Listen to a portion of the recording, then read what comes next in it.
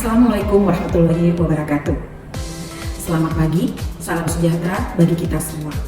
Perkenalkan, nama saya Yusnia, ahli media keperawatan, sarjana kesehatan masyarakat, master kesehatan masyarakat. Saya adalah salah satu dosen tetap di Prodi Keperawatan Tapanuli Tengah, Poltekkes Kemenkes Medan. Sebagai seorang dosen dengan tridharma yang melekat, saya melaksanakan tridharma perguruan tinggi, dan salah satu diantaranya adalah pengajaran. Sebagai dosen, dalam pengajaran, saya mengampu mata kuliah yang antara lain adalah mata kuliah patofisiologi, mata kuliah praktek kebutuhan manusia dalam konteks keperawatan, dan mata kuliah pasien septik. Pada kesempatan ini, saya akan menjelaskan deskriptif singkat mengenai mata kuliah pasien septik. Mata kuliah pasien septik adalah salah satu mata kuliah yang wajib di Prodi Keperawatan Tapanuli Tengah, Poltekkes Kemenkes Medan, yang terdiri dari 2 SKS dengan kode mata kuliah WAT 513.24, dan mata kuliah ini terdiri dari 2 SKS yang merupakan 2 SKS praktikum. Mata kuliah ini menguraikan tentang siklus hidup organisme dan infeksi nosokomia, beserta konsep desinfeksi dan konsep sterilisasi. Kemudian, konsep dan prinsip pasien septik, standar keselamatan pasien, peran perawat dalam pasien septik, dan kebijakan yang mendukung dalam pasien septik. Capaian pembelajaran pada mata kuliah pasien septik adalah sebagai berikut. Yang pertama, mahasiswa mampu melakukan asuhan keperawatan kepada individu, keluarga, dan kelompok dalam kondisi biasa dan dalam kondisi kegawat daruratan dengan memperhatikan aspek biofisiko, sosial, kultural, maupun spiritual yang menjamin keselamatan pasien sesuai standar profesi keperawatan yang termaktub dalam CPL atau Capaian Pembelajaran 02. Kedua, mahasiswa mampu melakukan tindakan keperawatan pada situasi darurat atau bencana sesuai kode etik keperawatan dalam Capaian Pembelajaran CPL 05. Materi atau bahan kajian pada mata kuliah pasien septik adalah sebagai berikut. Yang pertama adalah konsep dasar pasien septik. Yang kedua adalah peran perawat dalam kegiatan keselamatan pasien. Yang ketiga, konsep mikrobiologi dan parasitologi. Yang keempat, konsep sterilisasi dan desinfeksi. Yang kelima, hospitalisasi infection associate atau HIAS yang merupakan dimensi SUP. Yang keenam, nursing health. Yang ketujuh, konsep 6 sasaran keselamatan pasien. Dan yang terakhir adalah praktik 6 sasaran keselamatan pasien. Mata kuliah pasien septik sangat penting bagi perawat karena membantu mereka memahami dan menerapkan praktik-praktik yang dapat mencegah terjadinya kesalahan medis dan meningkatkan keselamatan pasien. Dengan mempelajari pasien septik, perawat dapat berperan aktif dalam menciptakan lingkungan perawatan yang lebih aman, mengurangi risiko cedera pada pasien, dan meningkatkan kualitas kesehatan secara keseluruhan. Sebelum memulai perkuliahan atau pada awal semester, saya telah membagikan RPS atau rencana pembelajaran semester kepada mahasiswa, menyepakati dan membuat kontrak perkuliahan dengan mahasiswa, dan juga membagikan modul bahan ajar praktikum kepada mereka atau mahasiswa. Dalam melaksanakan pembelajaran, saya menggunakan metode pembelajaran dengan metode DIA atau DIA, atau D merupakan delivery, I-nya merupakan interaction, dan assessment yang merupakan singkatannya. D yang artinya delivery itu merupakan penyampaian materi atau penyampaian pesan. Nah, saya sebagai dosen menyampaikan atau menjelaskan materi praktek perkuliahan kepada mahasiswa secara hybrid, yaitu dengan cara tatap muka secara langsung dengan materi tertulis melalui infocus. Kemudian melakukan demonstrasi di depan mahasiswa yang dilakukan di laboratorium secara langsung. Secara daring, saya mengirimkan materi pembelajaran berupa video tutorial pada grup WhatsApp ataupun pada aplikasi LMS dengan aplikasi Poltekkes Kemenkes Medan, yaitu yang kami sebut dengan aplikasi Edlink. Saya menggunakan Edlink untuk melakukan presensi kepada mahasiswa. Kemudian juga memberikan atau membagikan materi SOP ataupun materi praktek tutorial ke dalam LMS Edlink. Nah, interaksi yang saya lakukan kepada mahasiswa adalah ceramah, diskusi, tanya jawab, demonstrasi, dan melakukan redemonstrasi beserta juga diskusi yang juga saya lakukan melalui adlink dalam grup WhatsApp juga. Selama perkuliahan berlangsung, saya melakukan memotivasi mahasiswa untuk berpartisipasi aktif, baik mengajukan pertanyaan, mengemukakan pendapat, atau juga sifatnya berdiskusi mengenai isi materi. Sehingga perkuliahan menjadi dua arah dan tercapainya interaktif. Pada akhir perkuliahan, saya membimbing redemonstrasi perkuliahan sesuai materi untuk meningkatkan kemampuan mahasiswa dan dengan melakukan evaluasi redemonstrasi yang telah dilakukan oleh mahasiswa dalam melakukan tindakan atau melakukan praktek demonstrasinya. Dan akhirnya melakukan asesmen pada akhir demonstrasi mahasiswa. Praktek yang dilakukan oleh mahasiswa tersebut. Kemudian, saya memberikan kesempatan kepada mahasiswa untuk berlatih bersama ataupun berlatih secara berkelompok atau tim kepada mahasiswa tersebut selama jam perkuliahan praktek pasien safety. Penilaian yang diberikan pada mata kuliah pasien safety dalam bentuk praktikum yaitu penilaian kemampuan lab skill pada saat mahasiswa melakukan demonstrasi dan redemonstrasi. Kemudian evaluasi pada UTS dan UAS. Evaluasi yang saya gunakan untuk kemampuan praktek mata kuliah pasien safety adalah menggunakan lembar observasi SOP atau yang biasa kita sebut dengan lembar standar operasional prosedur dan lembar penilaian tindakan dengan menggunakan scoring. Untuk mendukung mata pelajaran praktikum pasien safety, saya membuat buku ajar chapter dengan mata kuliah pasien safety, di mana buku tersebut sudah memiliki ISBN dan kekayaan intelektual. Berikut saya akan menampilkan video pengajaran saya dengan subtopik cara mencuci tangan steril. Selamat menyaksikan.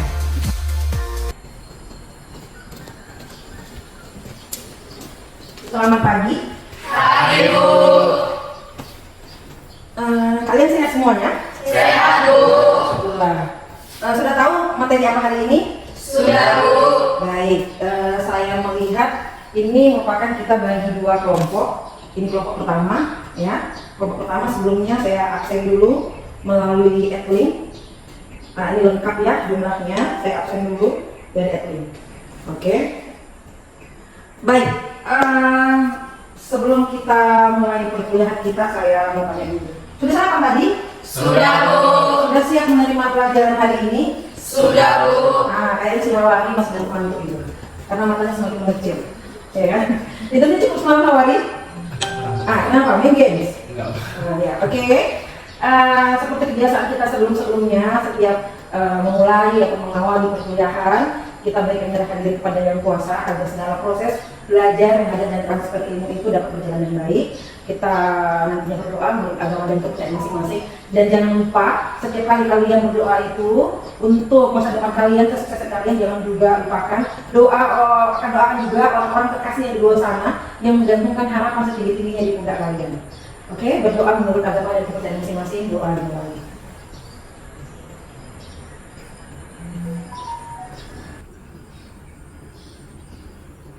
Oke, doa selesai.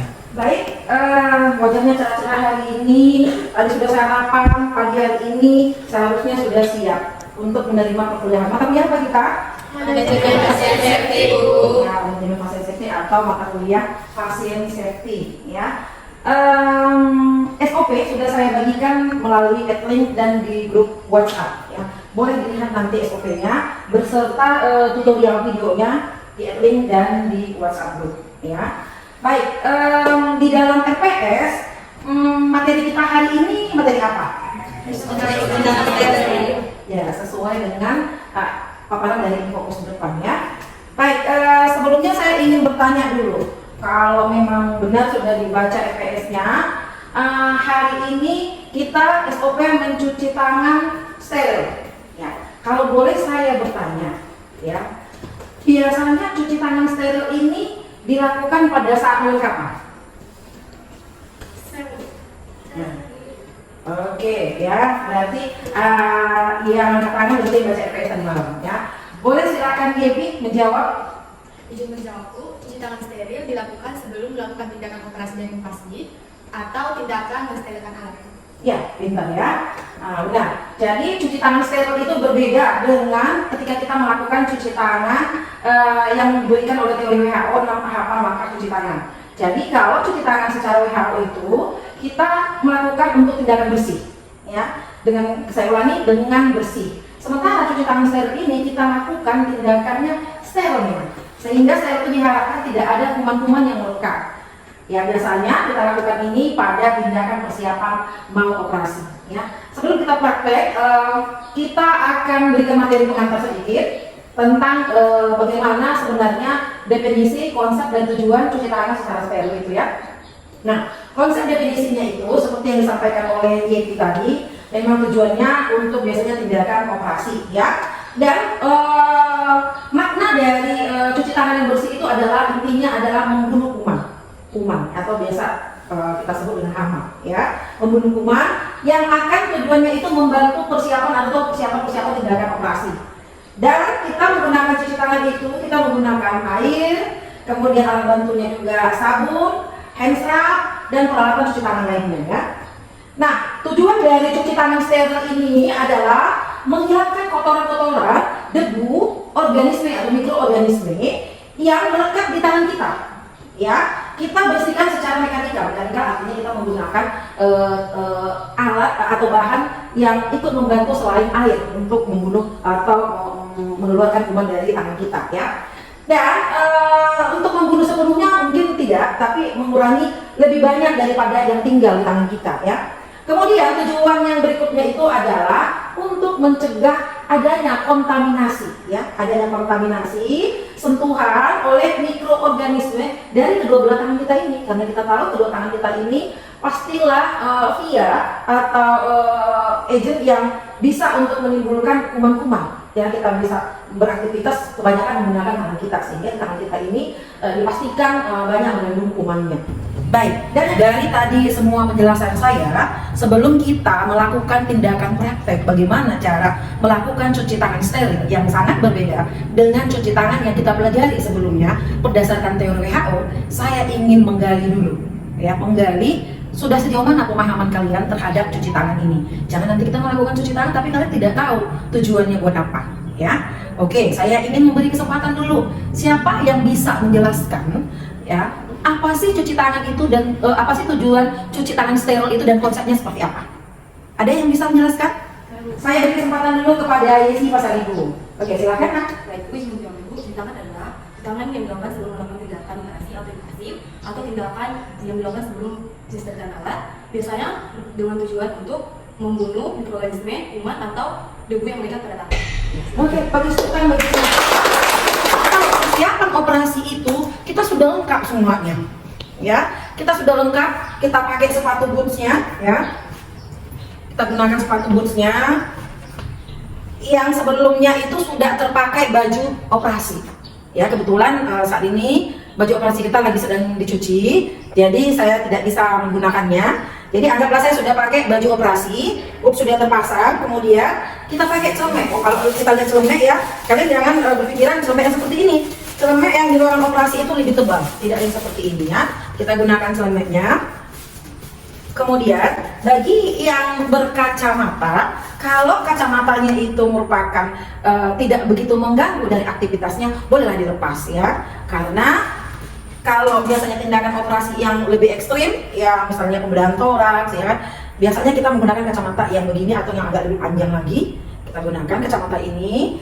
Kemudian kita pakai masker, ya, masker. Jadi anggap saya sudah terpasang masker ini ya, karena nanti saya menjelaskan agak sesak pakai ini. Jadi sudah terpasang boots, ya kan. Kemudian baju operasi, celemek, masker, kacamata. Bagi yang berhijab itu boleh dia, kalau selama ini saya perhatikan di rumah sakit, bagi yang berhijab itu ada yang pakai kaps yang seperti topi mandi itu, ya kan. Bagi yang tidak berhijab wajib pakai itu. Tapi bagi yang berhijab kadang-kadang hijabnya itu dia nggak boleh kayak begini, harus dilipat ke dalam seperti kita hijabnya petugas bank, ya kan. Jadi nggak boleh menyentuh apapun, ya. Jadi pada praktek ini anggap ini saya ingin menjelaskan karena agak sesak pakai masker. Anggap saya sudah terpasang ini semua, ya. Kemudian kita pergi ke wastafel. Kenapa ini terpasang semua? Diharapkan ketika kita selesai cuci tangan steril ini, kita sudah siap-siap masuk ke ruang operasi. Dan kalau tangannya sudah dicuci, nggak boleh ke bawah lagi. Harus begini jalannya. Nah, gitu ya. Nah, bagaimana caranya? Ya, saya ulangi, anggap saya sudah terpasang lengkap atribut saya. Ya, kita di wastafel itu persiapannya adalah alat pengorek kuku. Ya, kenapa di kuku-kuku kita ini kadang-kadang kita habis makan siang, ada sela-sela makanan di sini, ada kotoran debu, dan sebaiknya memang perawat itu tak boleh panjang kuku. Pun demikian, perawatnya tak panjang kuku, ini wajib kukunya kita bersihkan. Ya, ini kita sudah di wastafel nih, ya. Wastafel ini begini atau beginilah, supaya nampak ya. Kemudian kita di air yang mengalir di wastafelnya, kita hidupin wastafelnya, kemudian kita ambil alat pengorek kukunya, ya, kita congkel semua kuku kita di air yang mengalir. Oke. Kemudian kita ambil sabun, ya. Jadi di wastafel itu sudah ada alat pengorek kuku, sabun, hand scrub, kemudian rus, ya, rus ini. Nah, setelah tadi kita korek kukunya itu, kita gunakan siku kita. Ya kan udah bersih nih kukunya kan? Kita gunakan siku kita untuk memencet sabun. Ya. Ini kalau kita pakai tangan, kalau pakai kidal ini. Nggak boleh kita menyentuh. Meskipun kita di wastafel dulu. Kita pencet sabunnya ini gini. Nah, bagi beberapa rumah sakit biasa menggunakan spons. Spons itu kemudian kalau kita pakai spons, kita pencet ini sponsnya. Bukan SpongeBob ya, spons yang busa-busa untuk cuci piring, ya kan? Kita pencet, kemudian kita basahkan begini, kita basahkan air, kemudian kita keluarkan buih-buih sabunnya, ya, kita buih sabunnya sambil kemari kita basahkan, tujuannya untuk sabun ini melekat dulu, basah dulu dengan sabun ini, oke? Kemudian dengan spons itu kita bersihkan dulu, kita bersihkan ujung-ujung, sela-sela jarinya, sela-sela jari kiri dan kanan, kemudian tapak tangannya, tapak tangan, punggung tangan. Ya, punggung tangan. Nah, bagi yang kadang-kadang tidak menggunakan spons, kadang-kadang kan kalau kita satu orang sudah menggunakan spons itu harus dibuang. Jadi bagi rumah sakit kadang-kadang lebih sering menggunakan sikat. Ya, sikat ini kan lebih bisa digunakan berulang-ulang, lebih mudah cara membersihkannya. Jadi kalau kita menggunakan sikat, berarti kita tadi pada waktu tangan kita yang seperti ini, kita memencet sabunnya, basahkan kanan dan kiri. Ya, tujuannya membasahi dengan sabun, ya. Setelah basah, kemudian bisa kita ulangi sampai 3 kali untuk memberikan sabunnya. Pencet lagi, kemudian kita cuci lagi dan mencucinya sampai ke ujung siku. Ya, sampai ke ujung siku. Ya. Kita cuci kiri dan kanan. Ya, kiri dan kanan boleh kita ulangi sampai 3 kali. Nah, sebelum kita menggunakan tadi sikat. Nah, setelah kita membersihkan tangan melalui sabun dengan sabun, kemudian kita basahkan lagi pakai sabun sekali lagi. Cuma yang ini alatnya kita pakai sikat. Ya, kita ambil sikat. Nah, mulailah kita sikat. Ya, sikat kuku. Walaupun meski tadi sudah kita bersihkan kuku kita, sikat kuku, kiri kanan kukunya. Oh ya, tidak boleh memakai cincin jam tangan, tak boleh. Kalau kalian petugas di rumah sakit, apalagi petugas OK, tak boleh menggunakan cincin. Karena di sela-sela cincin itu, meskipun cincin kawin dibuka nih. Ya, kalian perhatikan nanti kalau ada petugas-petugas medis yang di ruang OK, cincin kawin itu dilepas. Nggak boleh pakai cincin. Ya, jadi oke, kembali lagi tadi ya. Sudah disabuni itu, kemudian kita sikat ujung-ujung jari, kiri-kiri dan kanan. Kemudian sela-selanya ini kita sikat kiri dan kanan. Kemudian tapak tangan, punggung tangan, bersih, tapak tangan, punggung tangan, sudah. Kemudian sikat ini sampai ke siku, kiri dan kanan. Kemudian kita letakkan, kita bilas lagi. Dan ini boleh kita ulangi, ya. Kita ulangi sampai 10 sampai berapa detik? Ada yang sudah baca SOP-nya berapa? 60 detik, ya. Jadi kita gunakan ini waktunya sampai 60 detik. Oke? Baik, ada sampai di sini ada yang kita diskusikan? Saya, Bu. Iya, oke. Tadi kan Ibu jelaskan, kalau untuk memasuki ruang operasi kan perawat atau tenaga medisnya harus melepas kacamata. Nah, bagaimana dengan para tenaga medis yang memiliki kebutuhan khusus seperti mata labu ketika akan melakukan tindakan operasi? Ya, bagus, pertanyaannya bagus. Ya, saya tadi sudah jelaskan. Kalau kacamatanya ini hanya kacamata baca, berarti itu dia positif. Berarti dia hanya melihat untuk kepentingan membaca. ini bolehlah dilepaskan. Ya, tapi kalau dia rabun jauh atau negatif, itu yang sampai dia tidak bisa mengenali benda-benda di sekitarnya, itu memang diwajibkan dia harus pakai kacamata. Jadi bagaimana Bu kalau seandainya Bu dia tindakan ekstrem juga, tapi dia berkebutuhan khusus juga matanya, harus dipakai. Ya, jangan nanti tindakan kita itu salah gara-gara kita penglihatan kita terganggu.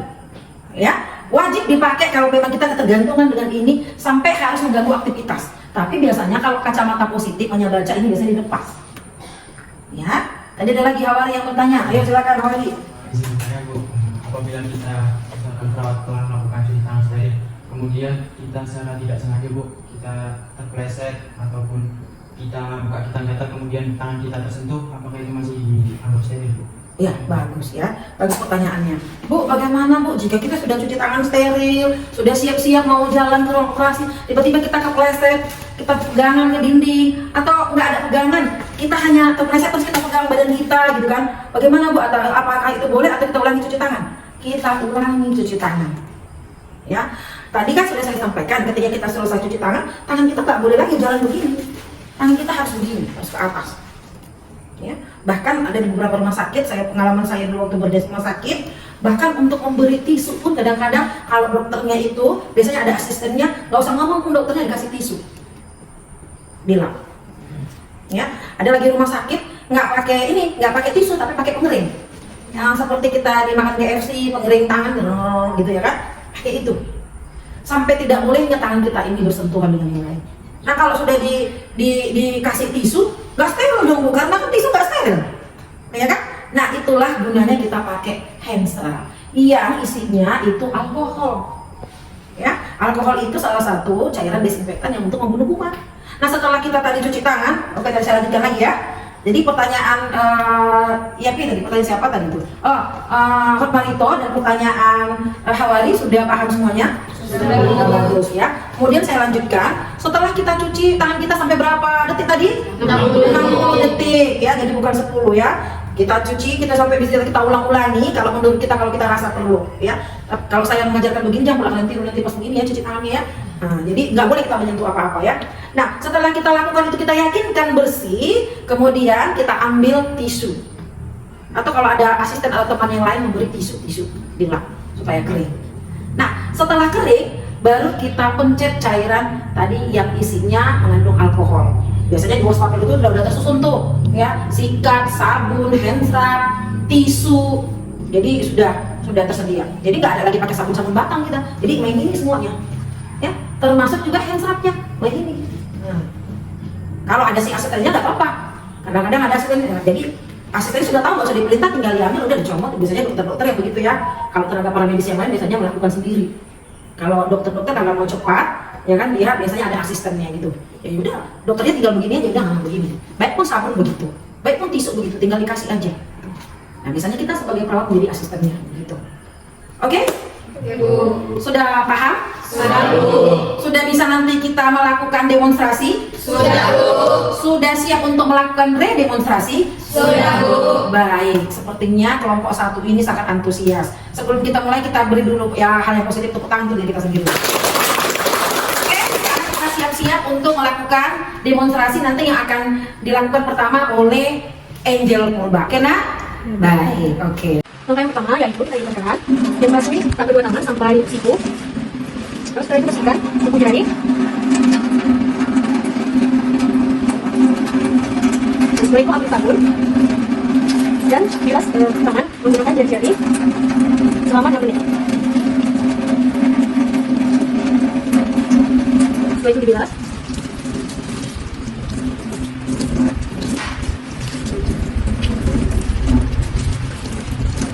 Setelah itu ambil sikat dan beri sabun. Gosok tangan dengan terlebih dahulu, gosok jari tangan sebanyak 10 kali. Tarik tangan sebelahnya lagi.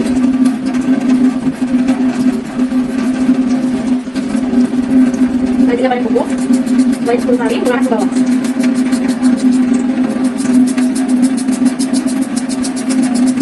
Selanjutnya kuku tangan sebanyak 10 kali, telapak tangan,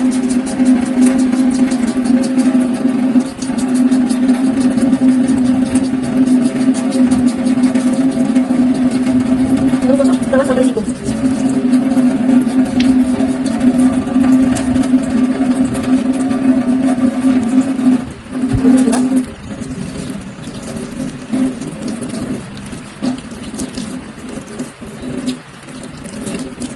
Dan tindakan ini dilakukan masing-masing 6 kali sampai tangan stabil. Untuk yang dilakukan. Kemudian pegang kekuatan menggunakan tisu.